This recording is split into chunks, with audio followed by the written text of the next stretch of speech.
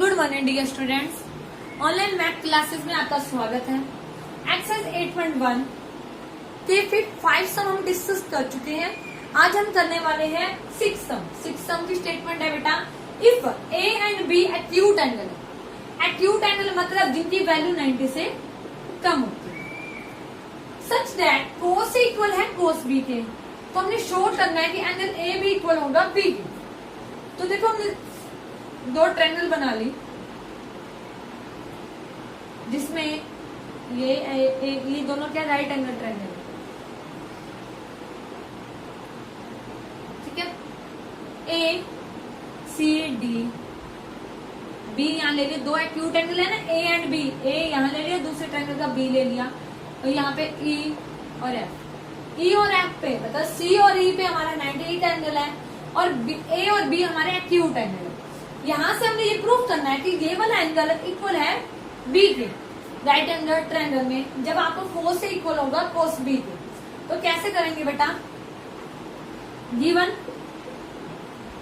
That कोस से equal है कोस B,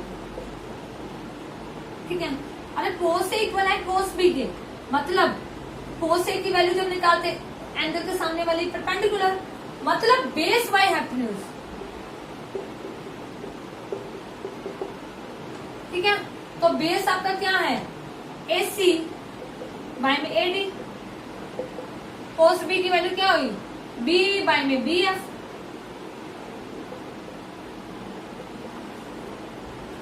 ठीक है।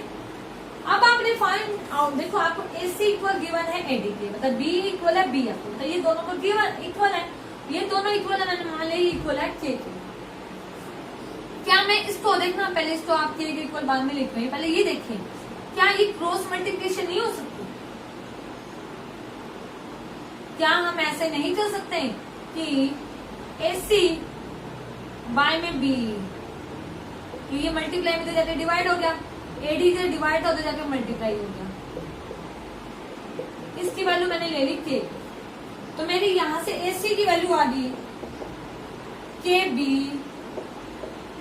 और AD की वैल्यू आ गई KBF, ठीक है।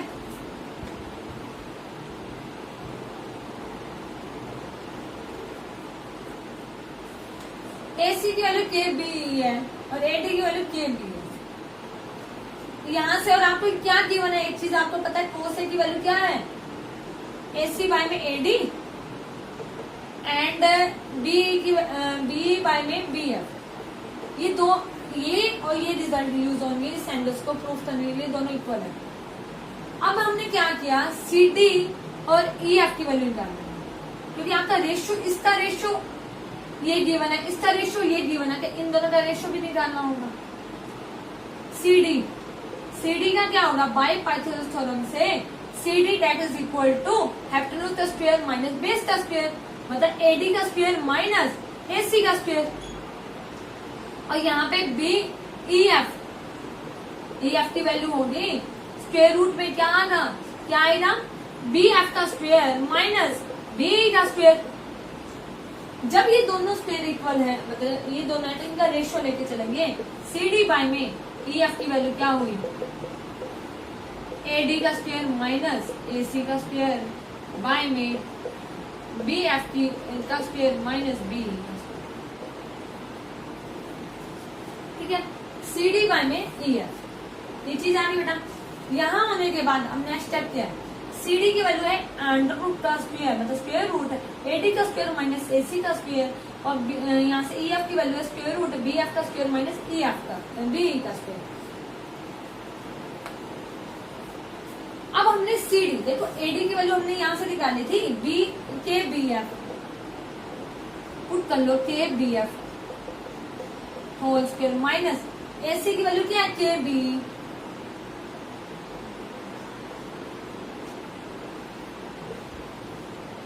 और यहां से क्या आएगा BF का स्क्वायर माइनस BE का स्क्वायर, ठीक है। यहां से देखो K का स्क्वायर इंटू BF का स्क्वायर आ गया, यहाँ से K स्क्वायर माइनस बी का स्क्वायर।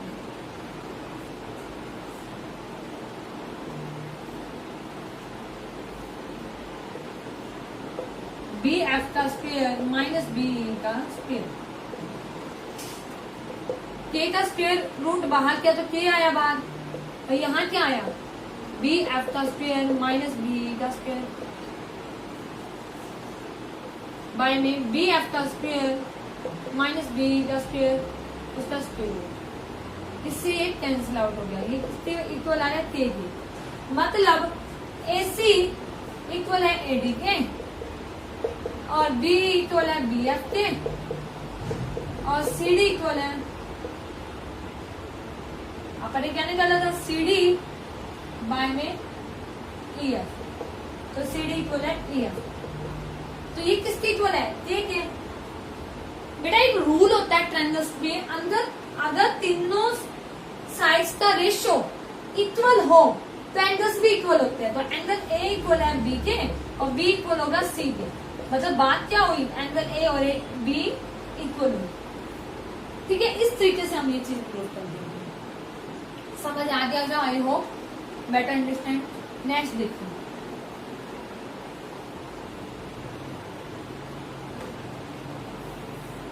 सेवन सम कर सकते हो आप, मैं आपको बता दूंगी मेथड, आप खुद फाइंड आउट करना।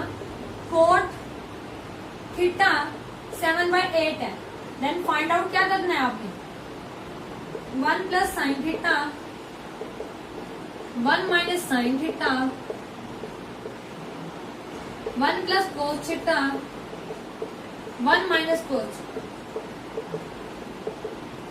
ठीक है। और सेकंड स्टेप में फाइंड आउट करना है आपने कोट थीटा का होल स्क्वायर, इनकी वैल्यू फाइंड आउट करनी है। इनकी वैल्यू फाइंड आउट, देखो इसमें क्या गिवन है, साइन थीटा और कोस थीटा, तो आपको क्या निकालना होगा इस तरीके से, sine theta and cos theta. Sine theta और कोस थीटा देखो कैसे निकालोगी, ये टेबल ले ली,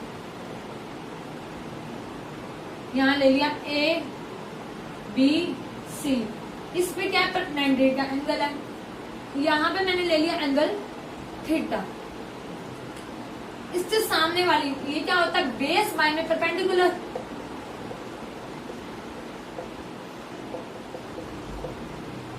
बेस आपको कितना गिवन है, सामने वाला परपेंडिकुलर होता है 8/7, फाइंड आउट करना है ये। तो एसी का स्क्वायर बाय पाइथागोरस थ्योरम क्या होगा, एबी का स्क्वायर प्लस बीसी का स्क्वायर। एबी का वैल्यू कितनी है, 8 का स्क्वायर प्लस 7 का स्क्वायर। 8 का स्क्वायर क्या हुआ, 56 प्लस 49, तो ये कितनी वैल्यू आ रही, 13 और 11 113। यहाँ से आप साइन थीटा निकाल सकते हैं। साइन थीटा क्या होता है, परपेंडिकुलर बाय हाइपोटेन्यूज, मतलब परपेंडिकुलर क्या होता है 8 बाय में 100√13। आप जब सम्स करेंगे आपकी फेयर ऑर्डर पे आप मेंशन करेंगे sine theta is equal to होता है perpendicular by hypotenuse, then value put करेंगे। एंड कोस थीटा की वैल्यू कितनी होती है, 7 बाय में √13। अब आपके पास साइन थीटा गिवन है, कोस थीटा गिवन है, तो ये वैल्यू जस्ट इसमें पुट तो करनी है, पुट करके आप सोल्यूशन निकाल सकते हैं, कर लेना आप। अब देखो कोट थीटा का स्क्वायर, मतलब कोट थीटा गिवन है तो 7/8 का होल स्क्वायर कहेंगे 49, 7 का स्क्वायर 49 एंड 64। इस तरीके से आप ये फाइंड आउट कर सकते हैं। मतलब कि 7 सम करना आप बहुत इजी है आपको।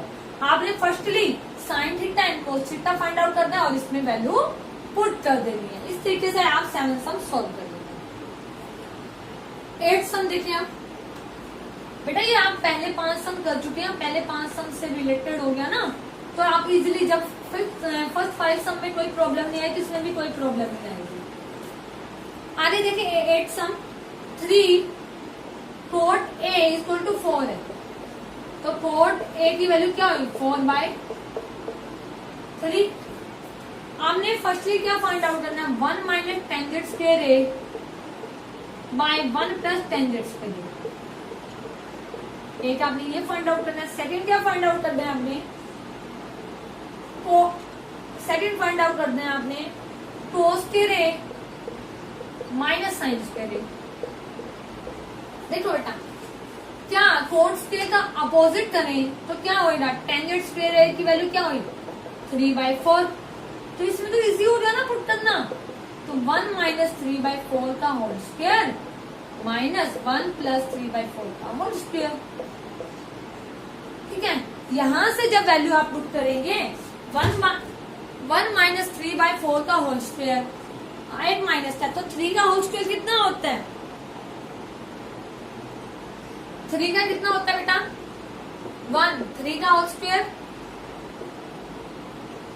3 का स्क्वायर क्या हुआ 9/4 का 16, 1 प्लस 9/16, तो क्या आ गया 1, 16 माइनस 9/16 प्लस 9/16, यहाँ में बाय में 16 आएगा, बाद में 16 से 16 कैंसिल आउट आ जाएगा, 7/25। ठीक है, इस तरीके से आप ये कर सकते हैं।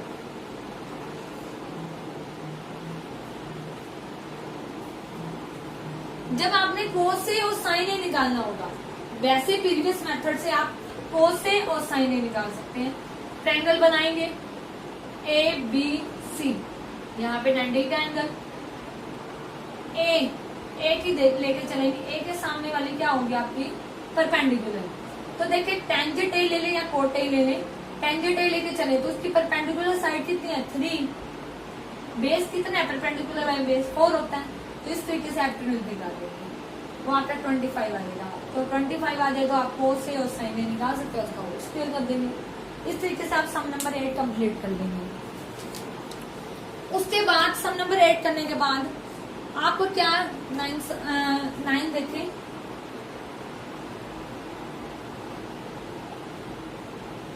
बेटा कोई भी डाउट हो आप में से पूछ सकते हैं। एक ट्रायंगल गिवन है ABC, जिसमें टेंजेंट ए बी पे परपेंडिकुलर है, टेंजेंट ए की वैल्यू आपको गिवन है, tangent A that is equal to 1/√3। तो टेंजेंट के सामने वाली परपेंडिकुलर उसकी वैल्यू 1 है, बेस आपका √3 है, तो आपने निकालना क्या है AC। तो पहले AC निकालने, AC का स्क्वायर क्या होगा, वो होगा AC का स्क्वायर AB का स्क्वायर प्लस BC का स्क्वायर। AB की वैल्यू क्या आई √3 का स्क्वायर प्लस 1 का स्क्वायर, √3 का square 3 plus 1 4 square root, that is answer आ गया 2। AC का स्क्वायर 2 है, तो आपने फाइंड फर्स्ट सम क्या निकालना है, sine A dot cos A cos C plus cos A sine C। बेटा एंगल के कारण चेंज हो जाता है, साइन ए साइन का तो वही रहा, परपेंडिकुलर बाय हाइपोटेन्यूज, परपेंडिकुलर क्या है यहाँ √3, हाइपोटेन्यूज क्या है, हाइपोटेन्यूज की वैल्यू क्या आई थी 2, कोस C, तो इसके परपेंडिकुलर ये हुआ, तो आपका बेस बाय हाइपोटेन्यूज मतलब 1/2, कोस A, तो कोस A मतलब एंगल ये है, परपेंडिकुलर ये हुआ तो बेस ये हुआ √3/2, साइन C मतलब ये परपेंडिकुलर हुआ, परपेंडिकुलर की वैल्यू क्या √3 हाइपोटेन्यूज की वैल्यू क्या 2। तो देखिए इसको सॉल्व करें, √3/4 प्लस इसको इससे सॉल्व किया 3/4। ठीक है, साइन C एक बार चेक करना, एक बार परपेंडिकुलर में, ठीक है, कोस से चेक करना,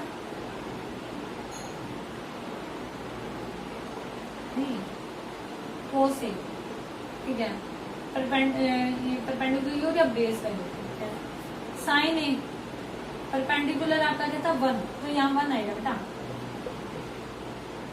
1/4 आ गया, √3 से √3 कैंसिल 3/4, एलसीएम दिया 4 plus 1 plus 3 equal to 4/4, cancel out कर दिया 1। इस तरीके से आप 9 सम कंप्लीट कर लेना बेटा। ठीक है, बस कुछ नहीं है, आपने टेंजेंट के all trigonometric function find out करने और वैल्यू पुट करनी। याद रखना एंगल के सामने वाला परपेंडिकुलर। नेक्स्ट सम देखो,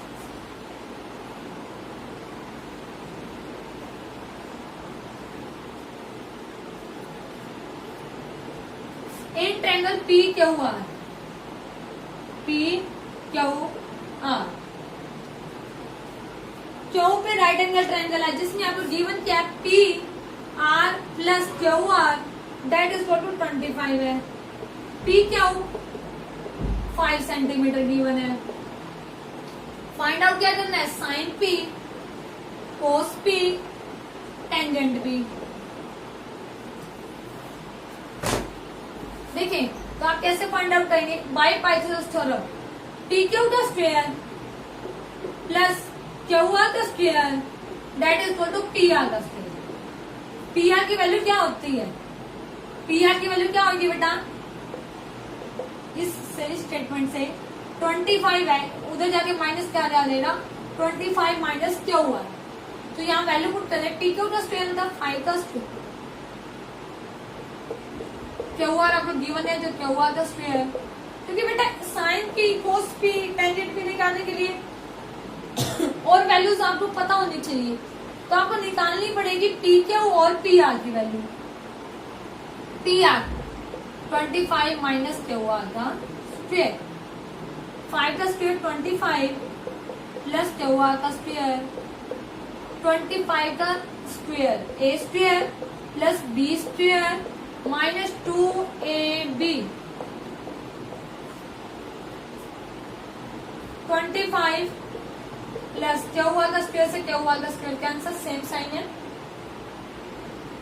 25 का 625 माइनस 50 क्यू आर, ये इधर प्लस के इधर माइनस कर दो, 25 माइनस 625 माइनस 50 क्यू आर, ये क्या आ जाएगा 600 माइनस का बाय में 50 से डिवाइड कर दिया, इधर मल्टीप्लाई में जाकर डिवाइड हुआ, माइनस से माइनस कट गया, 1 से 1 कैंसिल, इसको कट किया 12 आर। तो क्यू आर की वैल्यू कितनी आ गई 12, क्यू आर 12 है तो पी आर की वैल्यू क्या है 25 माइनस 12 13, मतलब पी आर आपका 13 है, ये 12 है और ये इसकी वैल्यू आपका गिवन है 5। और इससे आप निकाल सकते हैं साइन पी। साइन पी किसके इक्वल होता है, परपेंडिकुलर बाय हाइपोटेन्यूज, तो ये पी एंगल हो गया, पी के परपेंडिकुलर क्या हुआ क्यू आर, और हाइपोटेन्यूज की वैल्यू क्या हुई पी आर, मतलब 12 बाय में 13 आंसर आ गया साइन पी। नेक्स्ट क्या फाइंड आउट करना है, कोस पी। कोस पी क्या होता है, बेस बाय हाइपोटेन्यूज, ये परपेंडिकुलर था तो बेस क्या हुआ आपका पी क्यू, पी क्यू की वैल्यू कितनी गिवन थी 5, हाइपोटेन्यूज की value 13। Tangent P, tangent P क्या होता है, परपेंडिकुलर बेस, परपेंडिकुलर 12 है, 12 बाय 5। इस तरीके से एक्सरसाइज 8.1 आप सोल्व कर लेना, कोई भी डाउट आता है देन आप मेरे से पूछ सकते हैं। Thank you dear students.